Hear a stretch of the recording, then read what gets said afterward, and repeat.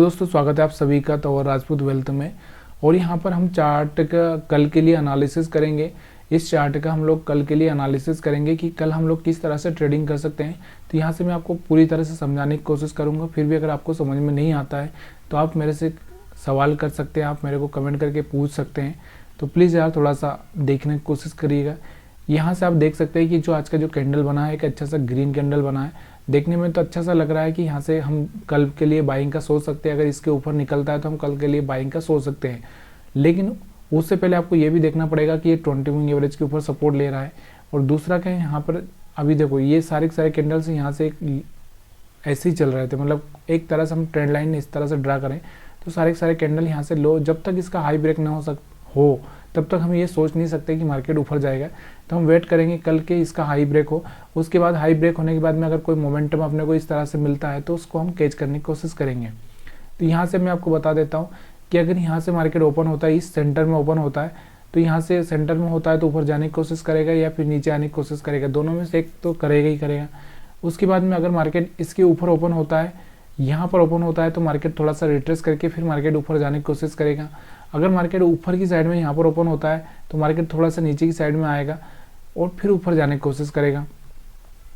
और अगर मार्केट इसके नीचे गैप डाउन ओपन हो जाता है तो गैप डाउन इसके यहाँ पर होता है तो फिर मार्केट ऊपर जाने की कोशिश करेगा। और अगर नीचे गैप डाउन हो जाता है तो फिर भी मार्केट ऊपर जाने की कोशिश करेगा। तो ये कंडीशंस है, ये कंडीशंस आपने आपको समझा के रखिए और कल टेस्ट करिए। यहाँ से कितनी कंडीशंस मैं बता चुका हूँ आपको।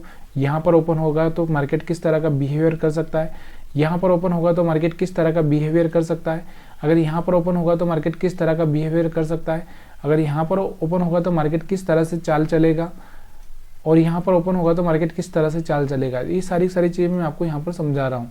तो ये चीज़ें नोट करके रखिए। कल के लिए यही मेन इंपॉर्टेंट होता है कि कल आपको ये देखना ना पड़े कि कल मेरे को क्या करना है, लेकिन आपको यहाँ से पता होना चाहिए कि मैंने क्या क्या चीज़ें यहाँ पर आपको बताई है। वो चीज़ें अगर आपको होगी तो आपको पता होगा कि यहाँ से क्या करेगा मार्केट, यहाँ से क्या करेगा, यहाँ से क्या करेगा, यहाँ से क्या करेगा, यहाँ से क्या करेगा। ये सब चीज़ें आपको पहले से पता होना चाहिए। तो ठीक है, यहाँ से आपको दिख रहा होगा कि हाँ कल के लिए हम थोड़ा सा पॉजिटिव ही रहेंगे क्योंकि कैंडल अच्छा बना है। लेकिन अब ये कैंडल जब तक इसका लो ब्रेक नहीं होता तब तक हम लोग यहाँ पर सेलिंग का भी प्लान नहीं कर सकते। ठीक है, तो अब एक घंटे के चार्ट पर देखते हैं। एक घंटे के चार्ट पर आपको क्या दिखाई दे रहा है। एक घंटे के चार्ट पर आप देखो तो यहाँ से जो मार्केट में क्या हुआ, यहाँ से आपको दिख रहा होगा ये एक एरिया था। इस एरिया को मार्केट ब्रेक करना नहीं चाह रहा है। अब ये मैंने आपको एक चीज़ भी बताई कि मार्केट क्या कर रहा है, हर बार यहाँ से आकर इस तरह से जा रहा है और इस तरह से वापस से आ सकता है और यहाँ से ब्रेक कर सकता है। क्यों कर सकता है, देखो ये हाई है, ये हाई है, अभी ये वाला हाई भी अपना बन चुका है। तो मार्केट अगर गिरेगा तो एक अच्छा सा मोमेंटम नीचे की साइड में दिखाएगा आपको। 21,200 21,300 तक का मोमेंटम दिखा सकता है। तो यहाँ पर इस मोमेंटम का वेट करो। और मैंने आपको बोला है कि जब भी आपको बाइंग करना है ना तो एक लोअर पॉइंट पे बाई करो और सेलिंग करना है तो हाई पॉइंट पे सेलिंग करना है। इस बात का आपको ध्यान रखना है। अब हम एक घंटे के चार्ट के हिसाब से अगर अंदाज़ा लगाएं तो यहाँ से आपको क्या दिख रहा है, अभी तो हमको यहाँ से बाइंग ही दिख रहा है। तो बाइंग अभी एक घंटे के चार्ट में हम ऑप्शन में बाइंग करते हो तो एक घंटे का चार्ट का तो यूज नहीं कर सकते। लेकिन फिर भी हम लोग एक जो सोच रहे हैं कि ये हाई है और ये हाई है, अगर थोड़ा सा यहाँ पर और आ जाए ये, उसके बाद रिजेक्शन लेगा तो यहाँ से एक अच्छा सा बड़ा फॉल भी हो सकता है। तो उस चीज़ का वेट करेंगे। अभी हम लोग इसको 15 मिनट के चार्ट पर समझेंगे। 15 मिनट के चार्ट पर अगर आपको समझ में आ रहा है तो यहाँ से आप देख सकते हो कि यहाँ से मार्केट क्या कर रहा है कि यहाँ से 15 मिनट के टाइम फ्रेम में एक अच्छा सा कैंडल बना है। और जब तक ये 20 मूविंग एवरेज को सपोर्ट ले रहा है तब तक तो आपको क्या करना है, बाइंग पर ही फोकस करना है। जब ये 20 मूविंग एवरेज को ब्रेक करे, टेस्ट करके फेल हो, जब जाके आपको सेलिंग करना है।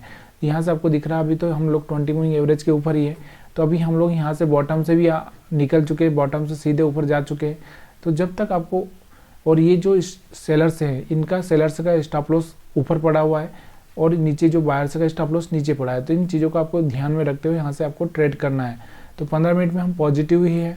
और उसके बाद में अगर हम 5 मिनट के चार्ट पर अगर हम बात करें निफ्टी 50 में, तो 5 मिनट के चार्ट में आपको दिखाई दे रहा होगा कि यहाँ से जो सेलर्स आए हैं वो सेलर्स तो अभी बैठे होंगे। वो तो अभी देखो सेलर्स का मतलब क्या होता है, देखो ऑप्शन बायर नहीं होता है। ऑप्शन बायर उसमें बहुत कम होता है। इसमें कौन होता है, ज़्यादातर ऑप्शन सेलर होता है। ऑप्शन सेलर होता है कि वो जो अपनी पोजीशन यहाँ बना के बैठ जाता है, उसको पता है कि मार्केट यहाँ तक आएगा नहीं और वो यहाँ से बार बार सेल करता रहता है। और जब तक वो सेफ है, जब तक मार्केट इसके ऊपर नहीं निकल जाता तब तक वो सेफ रहता है। तो जैसे ही यहाँ पर मार्केट पहुँचता है फिर वो अपनी पोजीशन कट करना चालू करता है और जैसे ही मार्केट में वो पोजीशन कट करता है मार्केट ऊपर की साइड में जाने लगता है।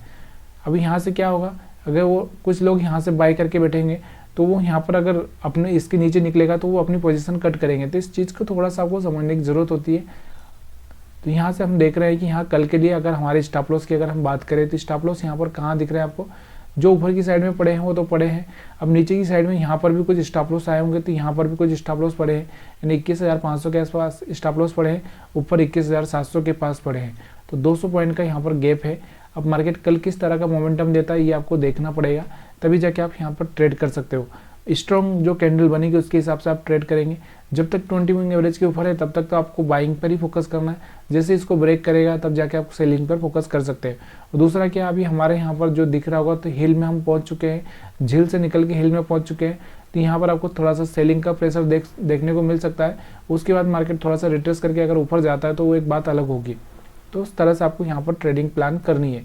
यहाँ से अगर हम बात करें बैंक निफ्टी की, तो बैंक निफ्टी का चार्ट मैं आपको सामने लगाता हूँ। बैंक निफ्टी में हम लोग क्या कर सकते हैं कल, तो बैंक निफ्टी का चार्ट आपके सामने। बैंक निफ्टी को हम लोग पूरा डेली टाइम फ्रेम में लगा लेंगे।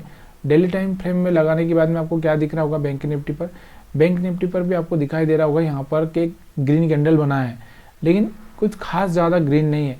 दूसरा, यहाँ से एक न्यूज़ की वजह से मार्केट बैंक निफ्टी गिरता ही जा रहा है, आपको पता है। तो यहाँ से हो सकता है कि अगर कल इसका हाई ब्रेक करे तो मार्केट फिर से 20 मूविंग एवरेज को टच करे, उसके बाद में यहाँ से रिजेक्शन ले। और ये एक प्राइस एक्शन भी होता है कि अगर 3 कैंडल बन चुके हैं तो हो सकता है 2 कैंडल ऐसे बने और फिर मार्केट ऐसे चले, या फिर मार्केट कल भी क्या करे, साइडवेज बिहेवियर करे, यहीं पर मार्केट इस तरह से रेंज में बना के खेलता रहे। तो ये सारी चीज़ें हो सकती है। लेकिन आपको मैंने बताया कि आपको यहाँ से किस तरह से बाइंग और सेलिंग प्लान करना है। तो मैं आपको यहाँ से बता देता हूँ कि देखो, अगर इसके ऊपर निकलेगा, मतलब यहाँ पर मार्केट ओपन होता है तो मार्केट में आपको क्या करना है, यहाँ से आपको देखना है कि मार्केट ऊपर ओपन होके, क्योंकि डायरेक्टली मार्केट ऊपर जा नहीं पाएगा। अगर एक अच्छा सा स्ट्रॉन्ग कैंडल बनाता है तो एक बात अलग हो जाएगी, नहीं तो मार्केट थोड़ा सा रिट्रेस करेगा और फिर मार्केट इस तरह से ऊपर जा सकता है।